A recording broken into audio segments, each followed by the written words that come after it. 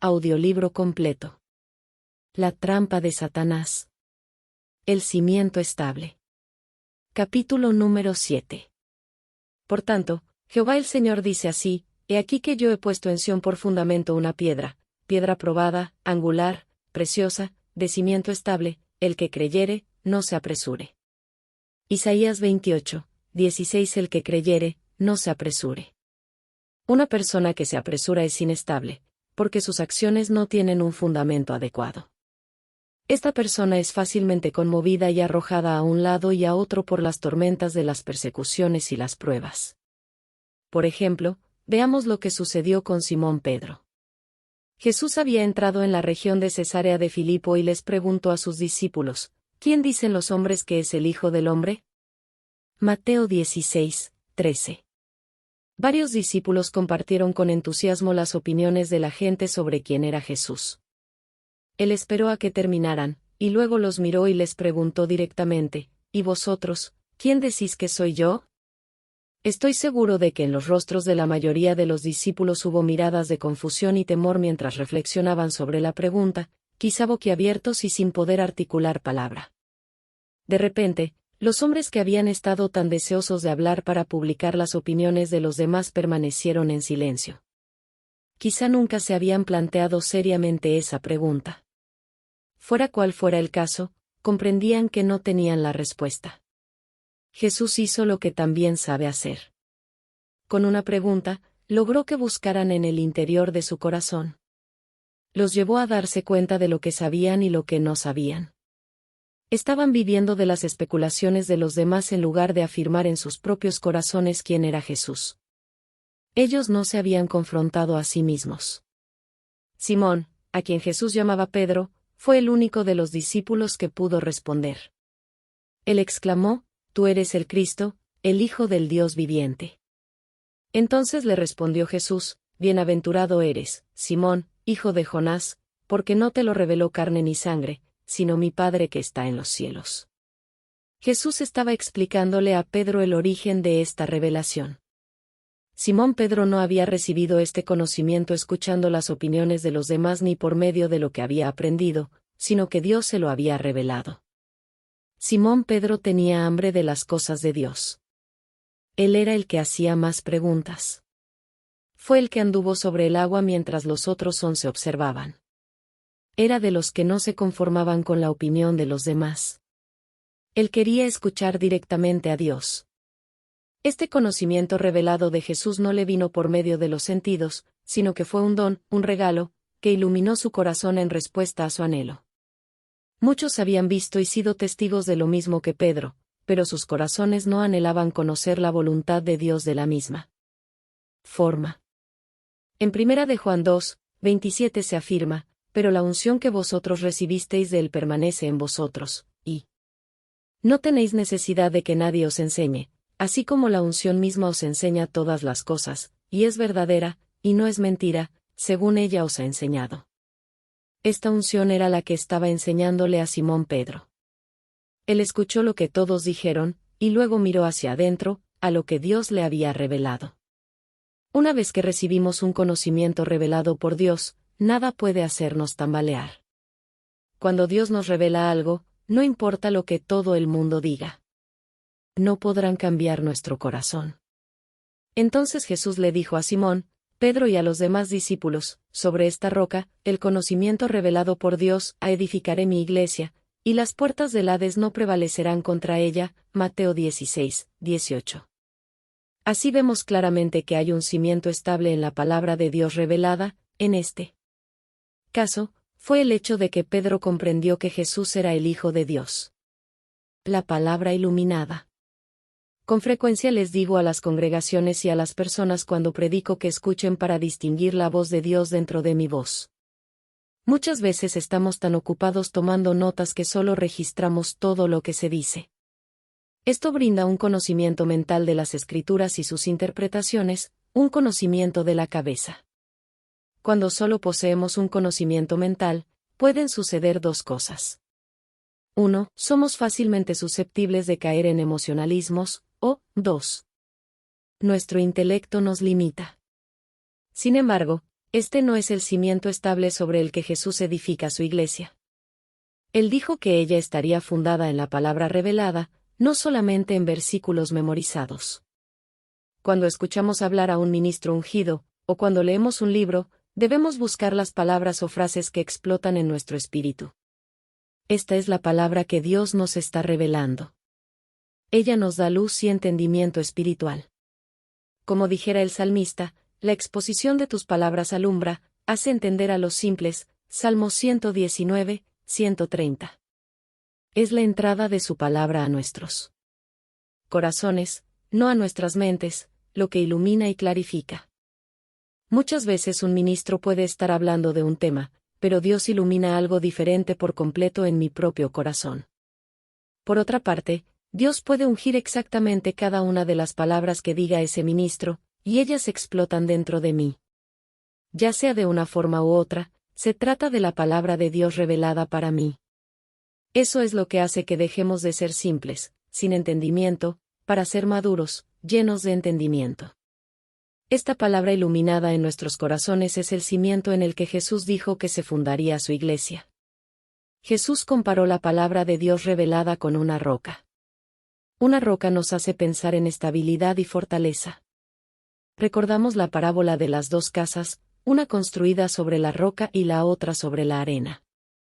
Cuando la adversidad, como la persecución, la tribulación y la aflicción, se arrojó como una tormenta contra ambas casas, la que estaba construida sobre la arena cayó y fue destruida, mientras que la que estaba construida sobre la roca permaneció firme. Algunas cosas que necesitamos saber de parte de Dios no se encuentran en la Biblia. Por ejemplo, ¿con quién debemos casarnos? ¿Dónde deberíamos trabajar? ¿A qué iglesia debemos asistir? La lista continúa. Debemos tener la palabra de Dios revelada para estas decisiones. Sin ella, nuestras decisiones están fundadas en un terreno inestable. Lo que Dios nos revela por medio de su Espíritu no nos puede ser quitado.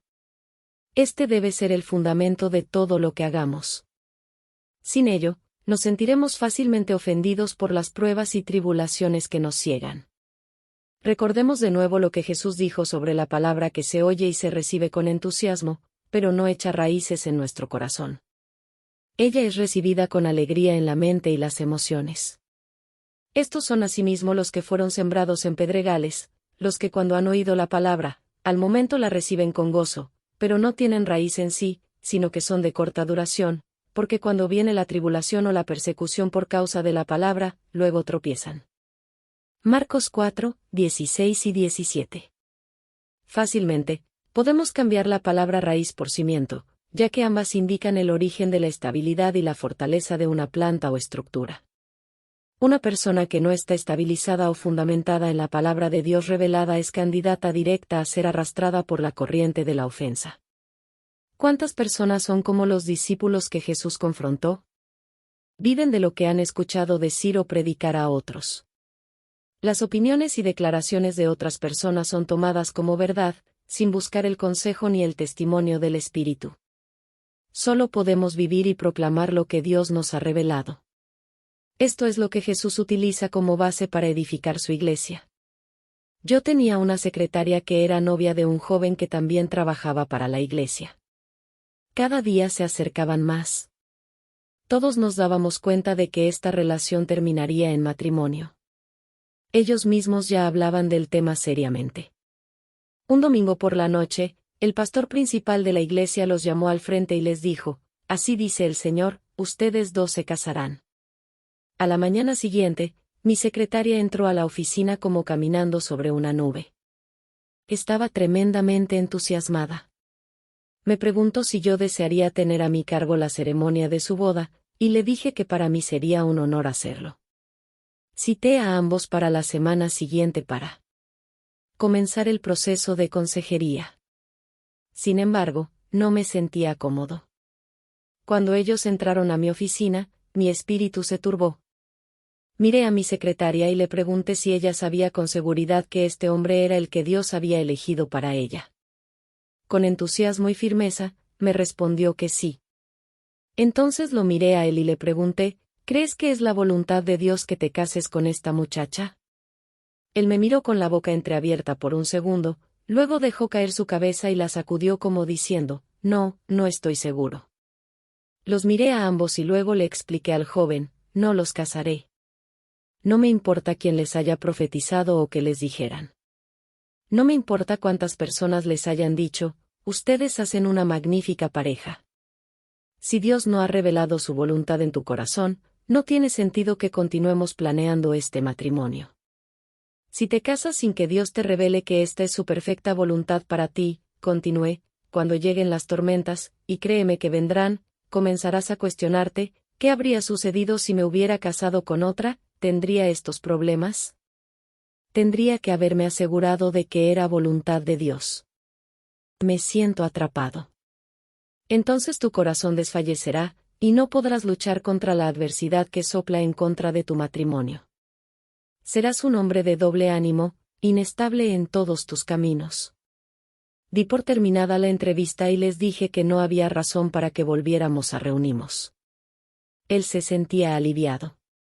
Ella estaba muy molesta. Durante la semana siguiente el ambiente en nuestra oficina fue muy incómodo. No obstante, yo sabía que había dicho la verdad. Era un tiempo de prueba para ella.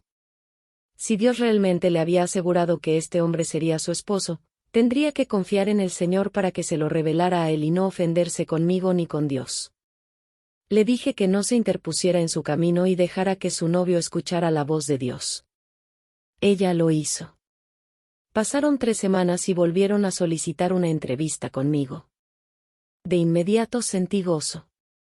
Esta vez, cuando entraron a la oficina, él me miró con ojos brillantes y me dijo, sé sin lugar a dudas que esta es la mujer que Dios me ha dado para que sea mi esposa.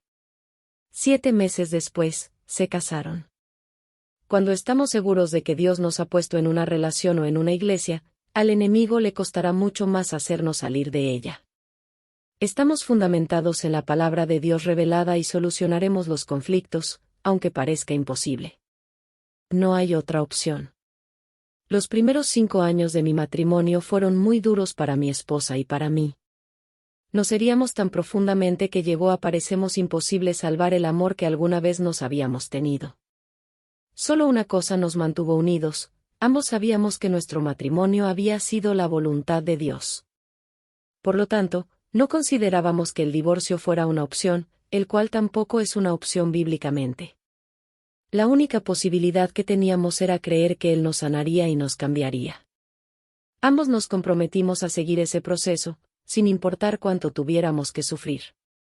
Cuando pensaba en abandonarlo todo, recordaba las promesas que Dios me había dado en relación con nuestro matrimonio. No deseaba frustrar lo que Dios había diseñado y decretado para nuestra unión. Una promesa que Dios nos había dado era que mi esposa y yo ministraríamos juntos. En el momento en que Él nos la dio pensé, puedo verlo claramente. Su mano está sobre nosotros, 2 para el ministerio. En medio de nuestras tormentas maritales, ya no veía claramente esa promesa. Sin embargo, me negué a no creer en ella. La esperanza natural se había perdido porque las contiendas y el orgullo habían entrado en nuestra relación. No obstante, aún existía una semilla sobrenatural de vida en mi corazón. Esa promesa fue un ancla, un fundamento en el momento en que la necesitaba.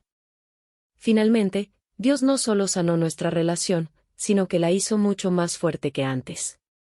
Crecimos por medio de los conflictos, perdonándonos y aprendiendo de ellos. Ahora ministramos juntos. Mi esposa es para mí no solo mi amante y mi mejor amiga, sino el ministro en quien más confío. Confío más en ella que en cualquier otra persona. Después de atravesar esos terribles 5 primeros años, comprendí que Dios veía fallas en la vida de los dos, y que nuestra relación las hacía salir a la luz. Estaba asombrado ante su sabiduría al habernos unido como marido y mujer. Antes de conocer a Lisa, había orado diligentemente por la mujer que un día sería mi esposa. Era la segunda decisión más importante en mi vida, luego de obedecer al Evangelio. Debido a todo lo que había orado y esperado que mi esposa fuera la elegida por Dios, creía que no experimentaría los problemas que otros tenían en su matrimonio. Ah, cuán equivocado estaba. Dios eligió para mí la esposa que mi corazón deseaba. Sin embargo, ella también puso al descubierto el egoísmo y la inmadurez que estaban ocultos en mí. Y había mucho. Evitar el conflicto eligiendo el divorcio o culpándola a ella solo hubiera servido para esconder mi inmadurez bajo otra capa de falsa protección llamada ofensa. Conociendo lo que la palabra de Dios decía sobre el matrimonio, no intenté huir. En este momento debo desviarme un poco del tema principal de este capítulo. Quizás alguien que lea estas palabras esté pensando, pero yo no era salvo cuando me casé. A usted, Dios le dice, a los que están unidos en matrimonio, mando, no yo, sino el Señor, que la mujer no se separe del marido, y si se separa, quédese sin casar, o reconcíliese con su marido, y que el marido no abandone a su mujer. Cada uno, hermanos, en el estado en que fue llamado, así permanezca para con Dios. 1 Corintios 7, 10 y 11 al 24. Que esta palabra sobre el pacto del matrimonio se afirme en su corazón para que la trampa de la ofensa no le mueva de su lugar.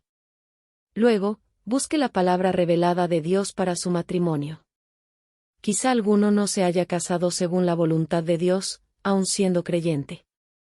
Para que la voluntad de Dios esté sobre su matrimonio, debe arrepentirse de no haber buscado su consejo antes de casarse, y Él le perdonará.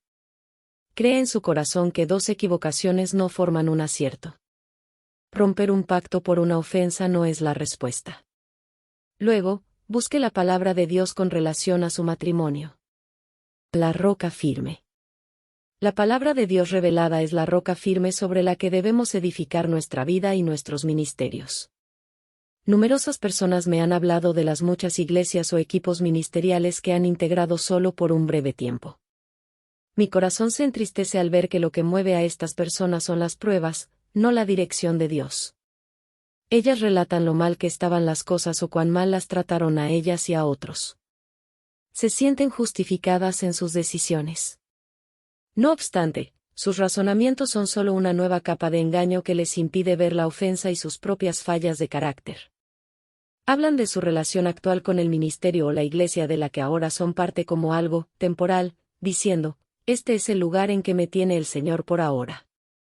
He llegado a escuchar a un hombre decir, estoy a préstamo en esta iglesia. Dicen estas cosas para tener una ruta de escape en caso de que las cosas se pongan mal. No tienen fundamento en el cual afirmarse en los nuevos lugares a donde van, de modo que cualquier tormenta los hará volar fácilmente hacia el próximo puerto. ¿A dónde iremos? Volviendo al ejemplo del momento en que Jesús les pregunta a sus discípulos quién cree en ellos que es Él, vemos la estabilidad que se logra cuando conocemos la voluntad revelada de Dios. Observemos a Simón Pedro. Después de que Simón expresara lo que el Padre le reveló a su corazón, Jesús le dijo, y yo también te digo, que tú eres Pedro, y sobre esta roca edificaré mi iglesia, y las puertas del Hades no prevalecerán contra ella. Mateo 16, 18. Jesús cambió el nombre de su discípulo Simón y lo llamó Pedro. Esto es significativo, porque el nombre Simón quiere decir oír. Por otra parte, el nombre Pedro, la palabra griega es Petros, significa piedra. Como resultado de escuchar la palabra de Dios revelada en su corazón, el apóstol se convirtió en una piedra. Una casa construida con piedras, sobre el firme fundamento de la roca, soportará las tormentas que se abatan contra ella. La palabra roca que se utiliza en este versículo proviene de la palabra griega Petra, que significa roca grande. Jesús le estaba diciendo a Simón Pedro que ahora él estaba hecho de la sustancia que serviría de fundamento a la casa. Luego, Pedro escribió en su epístola, vosotros también, como piedras vivas, sed edificados como casa espiritual. 1 de Pedro 2, 5. Una piedra es un trozo pequeño de una roca grande. La fortaleza, la estabilidad y el poder están en la roca de la palabra de Dios revelada, y hay fruto en la vida de la persona que la recibe. Esa persona es fortalecida con la fuerza de aquel que es la palabra viva de Dios, Jesucristo. Como escribe el apóstol Pablo en 1 de Corintios 3, 11, porque nadie puede poner otro fundamento que el que está puesto, el cual es Jesucristo. Cuando busquemos al que es la palabra viva de Dios, Él nos será revelado, y nos dará firmeza. Durante los últimos días de Jesús sobre la tierra, La vida se volvió más difícil para su equipo ministerial.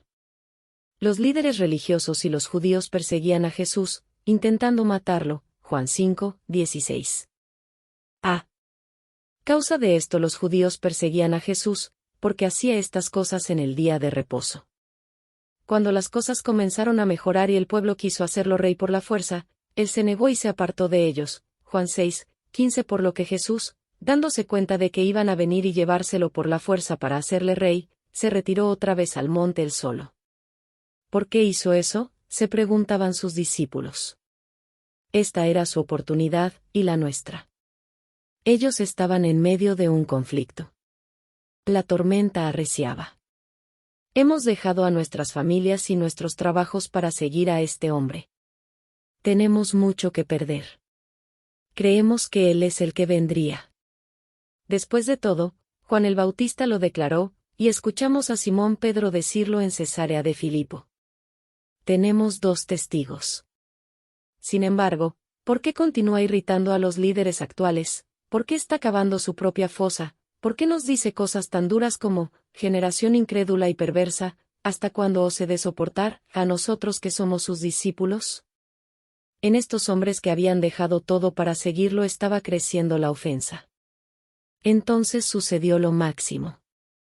Jesús les predicó algo que sonaba evidentemente a herejía. De cierto os digo, si no coméis la carne del Hijo del Hombre, y bebéis su sangre, no tenéis vida en vosotros. Juan 6, 53. ¿Qué está predicando ahora?, se preguntaban. Esto ya va demasiado lejos. Y no solo eso, sino que había dicho estas cosas frente a todos los líderes en la sinagoga en Capernaum. Para estos discípulos, esta fue la gota que rebasó el vaso. Al oírlas, las cosas que dijo, muchos de sus discípulos dijeron, dura es esta palabra, ¿quién la puede oír? Juan 6, 60. Observemos la respuesta de Jesús.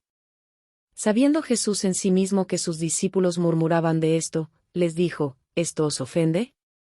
Juan 6, 61. ¿Se trataba de sus propios discípulos? Jesús no se retracta de la verdad, sino que confronta a estos hombres.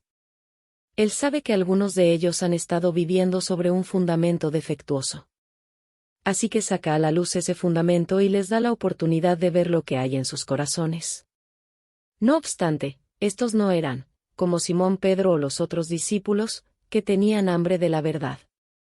Observemos cómo reaccionaron. Desde entonces muchos de sus discípulos volvieron atrás, y ya no andaban con él. Juan 6, 66, notemos que no se trataba de unos pocos, fueron muchos. Algunos, sin duda, eran los mismos que antes en Cesarea de Filipo habían dicho tan rápidamente al preguntarles quién decía la gente que era el Hijo del Hombre, unos, Juan el Bautista, otros, Elías, y otros, Jeremías, o alguno de los profetas, Mateo 16, 14. Ellos no estaban fundados en la palabra de Dios revelada. La ofensa creció a tal punto que hicieron lo que muchos hacen en la actualidad, se fueron. Pensaron que habían sido engañados y maltratados, pero no era así. No veían la verdad porque sus ojos estaban concentrados en sus propios deseos egoístas. Ahora veamos qué sucede con Simón Pedro cuando Jesús confronta a los 12. Dijo entonces Jesús a los 12, ¿queréis acaso iros también vosotros? Le respondió Simón Pedro, Señor, ¿a quién iremos? Tú tienes palabras de vida eterna. Y nosotros hemos creído y conocemos que tú eres el Cristo, el Hijo del Dios viviente. Juan 6, 67 al 69. Jesús no les rogó a estos hombres, por favor, no se vayan. Acabo de perder a la mayor parte de mi equipo, ¿cómo podría arreglármela sin ustedes? No, Él los confronta. ¿Ustedes también desean irse? Observemos lo que contesta Pedro, aunque está luchando con la misma oportunidad de sentirse ofendido que tienen los demás, Señor, ¿a quién iremos? Lo que escuchó seguramente lo había confundido, pero él sabía algo que los demás no conocían.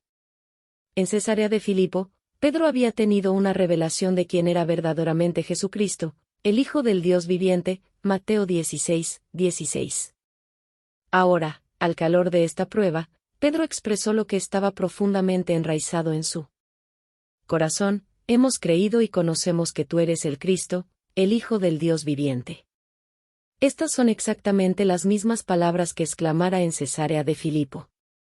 Pedro era una piedra, establecida sobre la roca firme de la palabra viva de Dios.